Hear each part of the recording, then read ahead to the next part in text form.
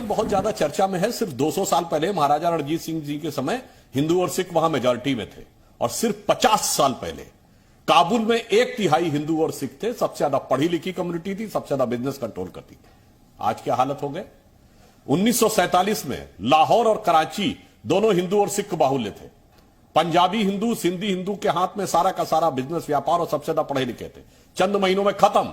अब आइए 1990 कश्मीर घाटी, श्रीनगर में सबसे ज्यादा पढ़ी लिखी कम्युनिटी, सबसे ज्यादा डेवलपमेंट जिसे हम कहते हैं ओरिएंटेड कम्युनिटी, कश्मीरी पंडित थे। चंद महीनों में खत्म। अब और आप आ जाइए तमिलनाडु के पेरम्बडूर जिले के कोलतार गांव के बारे में कोई नहीं बोला, चूंकि वहां 70% मुस्लिम हो गए थे।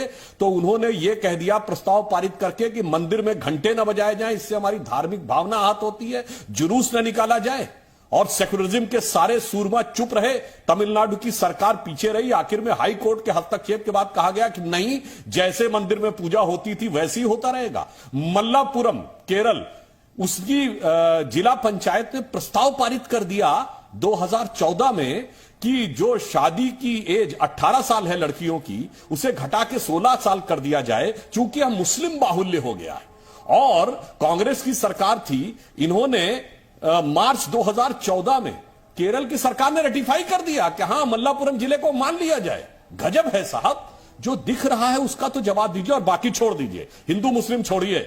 मैं कोट दे रहा हूं जो ना किसी संघी का है, ना भाजपाई का, ना भारतीय का है। मार्क टेली, बहुत बड़े पत्रकार, 26 साल भारत में रहे। उन्होंने द इक्वेटर मैगजीन में 22 सितंबर 2019 को लिखा है कि Muslims in India are the luckier. अब हिंदी में बोले दे रहा हूं पूरा पैराग्राफ को।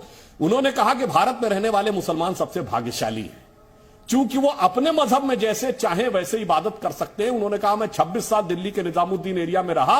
वहां एक तरफ हजरत निजामुद्दीन औलिया की दरगाह और उसके सामने तबलीगी जमात का ऑफिस था। उन्होंने कहा कोई मुस्लिम देश होता तो ये दोनों एक साथ 26 साल नहीं रह सकते थे। ये सिर्फ भारत में रह रहे हैं।